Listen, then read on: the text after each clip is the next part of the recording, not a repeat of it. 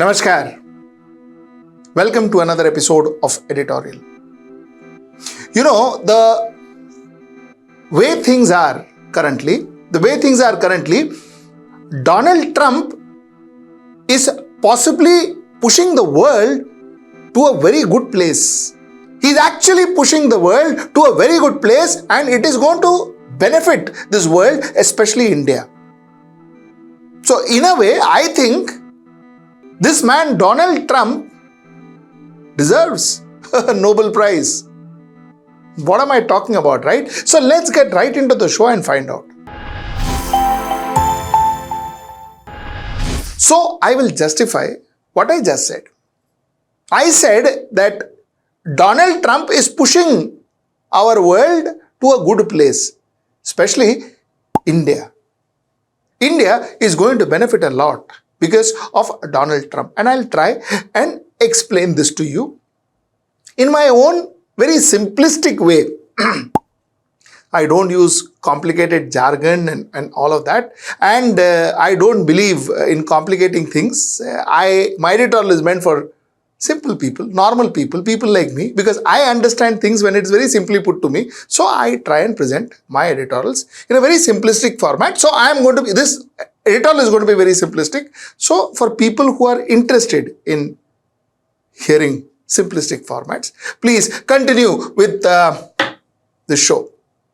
Now, the point that I'm trying to make is America dominates the world. America money-wise, America investment-wise, America power-wise, that is arms and ammunition-wise, it dominates the world. It is a world leader, clear world leader. Earlier on, there was an America and a USSR. Now, there is no USSR. So, America is the clear superpower. Now, is it something that dawned onto the world now? That, abhi subah utke, baapre, America is... No, it was never that way. But why are we talking about it now is because America now has elected one leader who ensures that every individual in this world is very sure and made clear that, listen, boss hum hai. End of the day, we are the leader. Donald Trump abuses, not misuses, abuses his powers to put another country, another group of people, another individual down. And he kind of enjoys this entire facade that he creates. He enjoys it. In fact, Oval Office in the United States, now leaders are scared to go there. Leaders are scared to go there. I don't know if Mr. Narendra Modi will be comfortable now going and sitting in Oval Office with Donald Trump, because you never know what Donald Trump may end up doing.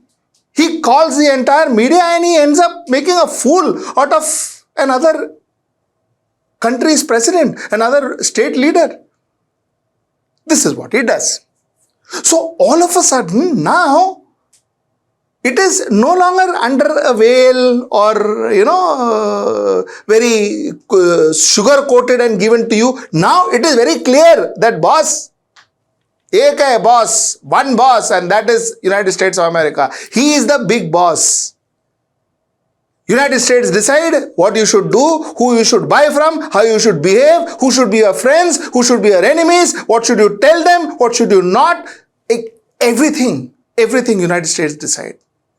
United States will one day decide, this Greenland is good. We want Greenland as part of us. He went and said that Canada, let Canada be one more state of United States. So, United States decide. Gaza Strip, where children are dying, people are being killed mercilessly killed, butchered. And United States and Donald Trump wants to build a Las Vegas there. He wants to build a tourism spot there. On the bodies of those kids and those lakhs of people who have been butchered there.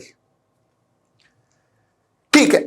So that's United States. So that is why the whole world all of a sudden woke up to the reality that it is United States who is the king, and if United States decides They can almost get anybody to do anything. The world realized that. So thanks to whom? Thanks to Donald Trump.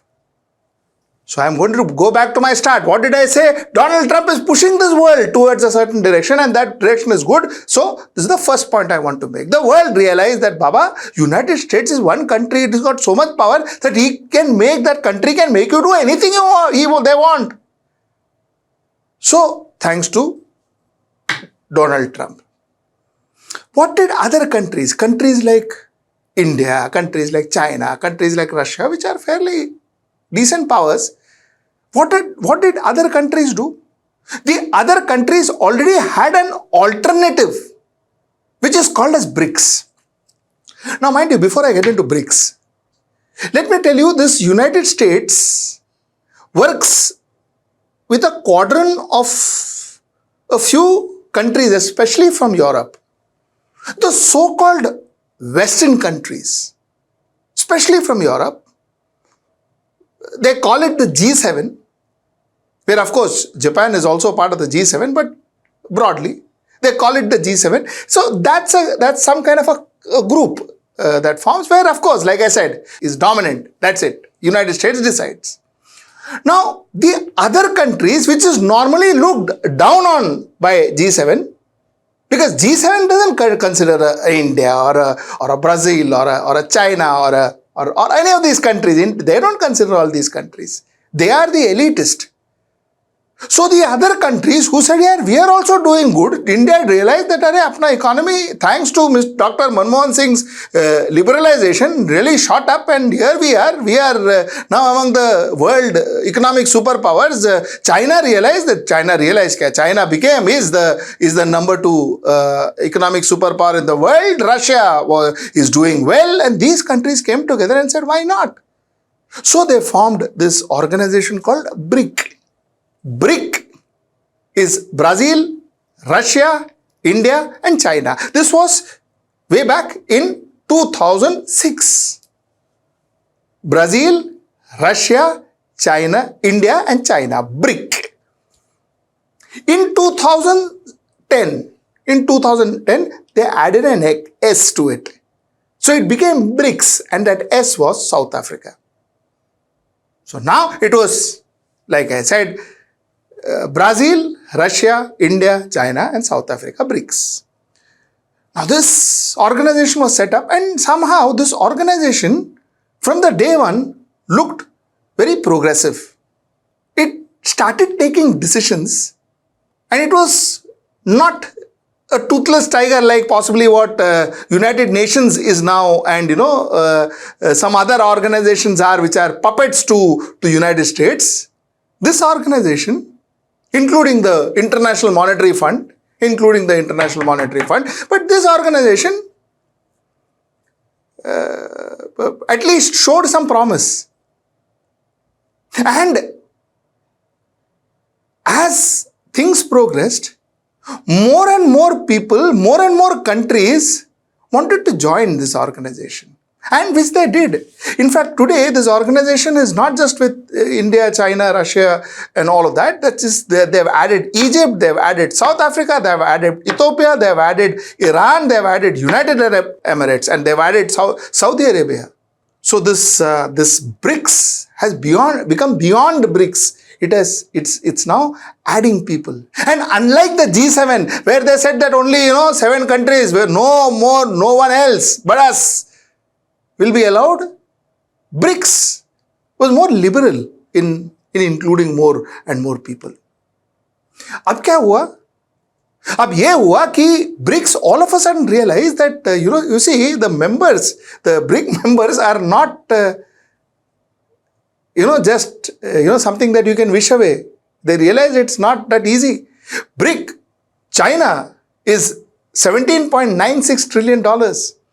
India, $3.39 trillion. Russia, $2.24 trillion. Brazil, $1.92 trillion. Saudi Arabia, $1.92 trillion. And Egypt, $0.48 trillion. South Africa, $0.41 trillion. So on and so forth. So you had countries which has got money, and they were all coming together, and collectively it was looking like a good force. Now, I want to show you the difference between BRIC and G7 countries. The difference between BRIC and G7, and this graph is thanks to Mint. If you see the world population that BRIC represents, it is 48% of the world that BRIC represents, whereas G7 represents 10% of the world. Share of GDP, definitely. I mean, G7 has a bigger share of the world GDP. G7 is 42, whereas BRIC is 31%. And when it comes to trade with India, we trade more with BRIC countries, that is 35, and 21 with G7 countries. So this is broadly the difference between BRIC and G7. Okay. So I told you about America. I told you about, therefore, Donald Trump's presence now revitalizing and pushing a lot of countries towards BRIC, and BRIC becoming more active. And I told you the difference between BRIC and G7 broadly, what each of these groups influence, how much each of these groups influence the world. So this is, as we stand, a problem. The problem is, like you must have seen on your screen, even Donald Trump realized, Arey Baba, these BRIC countries, if they come together, they grow the way they are growing, tomorrow this GDP and all will be reversed. BRIC may have more GDP percentage of the world than possibly G7 and America primarily. America is least bothered about anybody else except for their own country. So America. Somewhere down the line, BRIC seems to be questioning, or BRIC seems to be challenging the American authority. This is what it looks like at the moment. And that is something that Donald Trump realized. So, like I said, as BRIC started growing, Donald Trump, his usual, started threatening. He said, these BRICS, they are causing threat to American supremacy. We can't be autocratic. We can't push other countries down. We can't dominate over other countries. So he started threatening. In fact, Donald Trump has always, tweeted or wrote or wherever, he uses some social media, but whatever, this is what Donald Trump had to say. He said, any country aligning themselves with anti-American policies of BRIC will be charged an additional 10% tariff. There will be no exceptions to this policy. Thank you for your attention in this matter. So he said, hey, it's like threatening. Tum saath mein gaya na uske. You go with them, 10% tariff. It is as if you are saying that, you promote terrorism, which they are okay with, because they are okay with countries that promote terrorism now, I guess. That's what we saw with Syria, and that is what we saw with our good neighbor Pakistan. So, that they are okay with. But here, if you ever do any anti-American manai, I will get back to this anti-American policies. Let me explain that to you, but let me finish the reaction of Trump. So this is what Trump says, I'll put 10% tariff. Then the next one he said is the idea that the BRICS country are trying to move away from the dollar, and this is what he's talking about, the anti-American. And I'll explain this dollar bit to you. The idea that BRICS countries are trying to move away from the dollar while we stand by and watch is over. We are going to require a commitment from these seemingly hostile countries. Hostile, why? Because they thought, like America wants to grow, America wants to be richer, America wants to be more prosperous. The other countries also decide, hum bhi karega, yaar, hum bhi prosperity hamara try karega. Let us try our luck. And that he says you are being hostile to America. Matlab, you are under me, you work the way I tell you, you work exactly the way I ask you to do, then you are good, then you are not hostile, then you are friendly, or whatever. Friendly for them is you are a subservient. If you are not, then you are hostile. So this is it. So, like I said, we are going to require a commitment from these seemingly hostile countries that they will neither create a new BRIC currency nor back any other currency to replace the mighty US dollar. Or they will face 100% tariffs and should accept to say goodbye to selling into the wonderful US economy. They can go and find another sucker nation. It was sucker, by the way, just so that it's clear. They can go and find another sucker nation. There is no chance that BRICS will replace the US dollar in international trade or anywhere else. And any country that tries to say hello to tariffs and goodbye to America.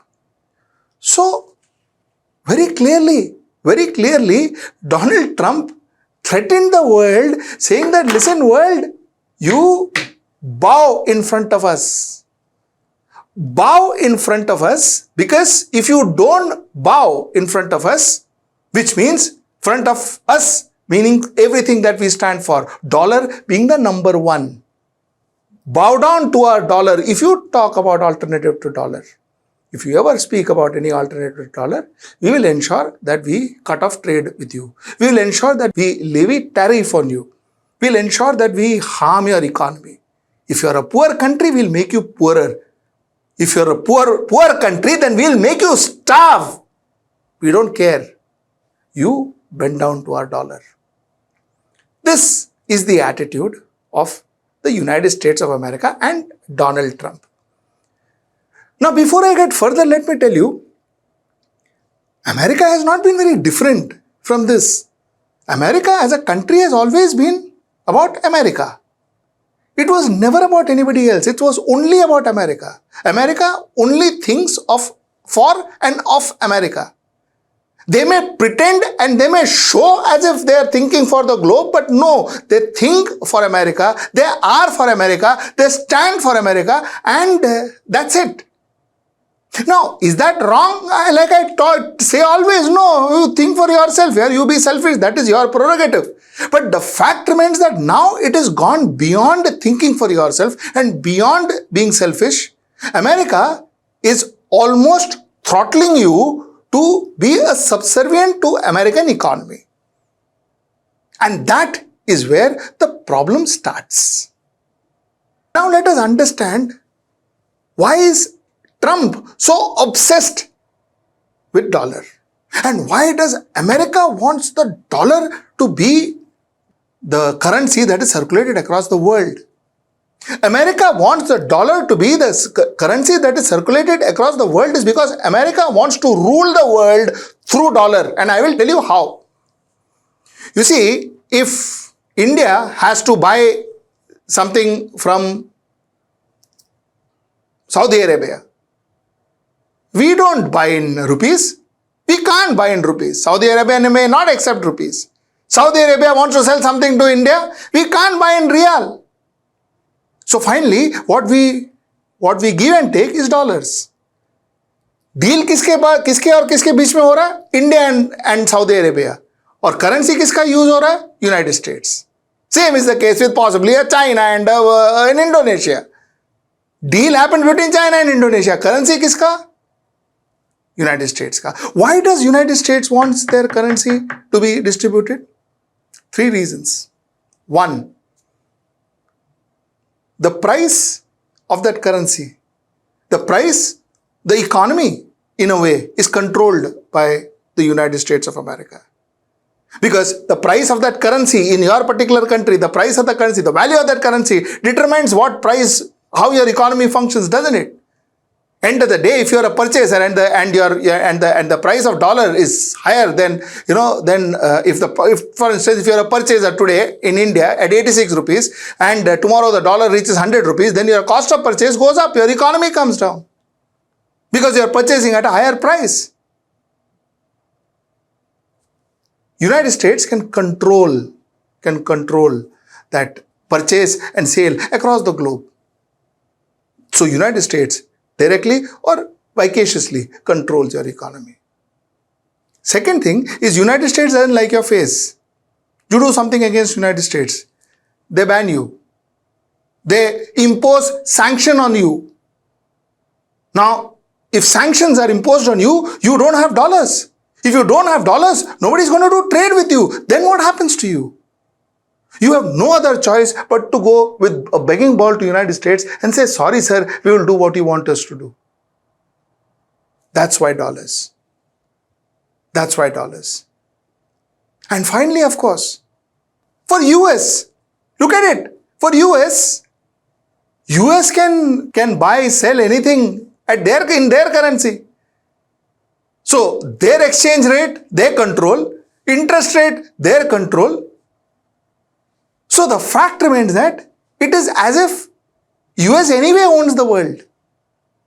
So this is why dollar becomes so important for United States of America. And they are insisting that you deal in their dollars. So if tomorrow BRICS decides, like the European Union, decides to create our own currency called the BRIC currency, and then we deal in BRIC currency, or we reach to certain agreement that, we can use ABC currency and we each of us accept each other's currency or something to that effect. What you're talking about is challenging the US dominance, which United States will not allow you to. And that's why this panic. That's why this threat. That's why this threat. BRICS would give the world an option, maybe, to have another international monetary fund, which is not dominated and controlled and dictated by United States. Another World Bank, again, like I said, which is not controlled, dominated by United States. Another Asian Development Bank, which is supposed to be Asian, and which is not controlled, dominated and dictated by United States. That's what a BRIC could do. That's what a BRIC could offer the world. And that's why that scares United States. You see, you may ask me as to, then how was Euro allowed? The way United States deals with Europe, or these typical Western countries, the typical Western countries with an addition of Japan into that, if you look at it, there is a nature in which these Western countries deal with. There is a certain understanding in these Western countries, which again is slightly, there are cracks there, thanks to again Donald Trump. There are cracks that are forming there, but there's a typical way these Western countries are functioning, which concedes to the US supremacy. And till such time that you concede to the US supremacy and you don't, and US doesn't see you as a threat, US is okay with it. So a G7, US doesn't see it as a threat because US controls G7, BRICS US doesn't.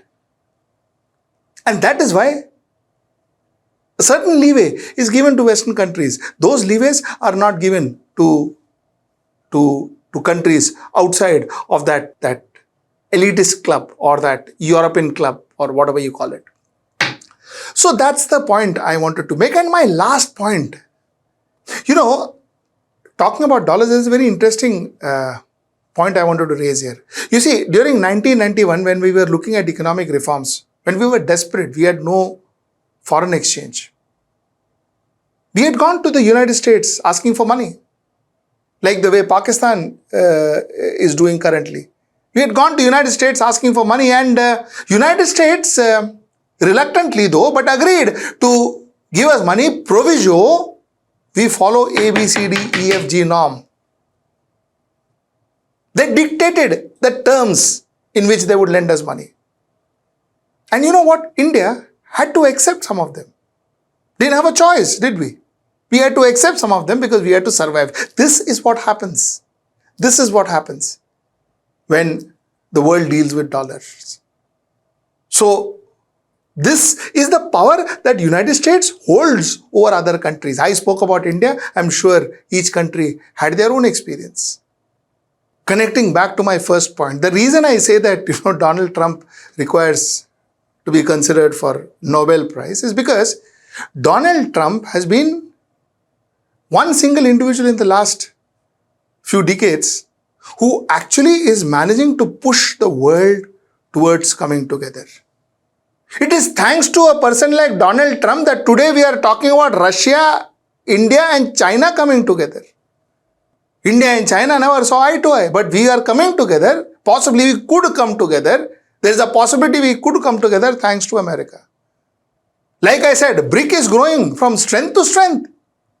Possibly thanks to United States of America. And this attitude of Trump that I will put leeway on, I would leave a tariff on you. You better use dollars. You better accept the supremacy of United States. You better accept the supremacy of US dollars. These kind of attitudes, this is going to now push countries away from United States, which will push, therefore, countries together to each other. And that's his intentions could be different, but that's the service that this gentleman, Donald Trump, is doing to the world. Pushing countries away from United States and those countries coming together to form another world order, a new world order. I don't say, or nor am I predicting that it's all happening in the next few years and all that. I don't say all that. But the fact remains that the world is now experiencing a situation where they have to think what happens if there is no USA. What happens if we do not want to deal, or if USA doesn't deal with us, or we don't want to deal with USA? What are our alternatives? The world started thinking alternatives. The world should have thought about alternatives long back, but somehow we don't tend to do that. But today the world is thinking an alternative for a possible living without the United States economy. And this particular thinking that a lot of countries, including India, we are trying to kind of experiment with, strategize on, this thinking is good. It's good for the world.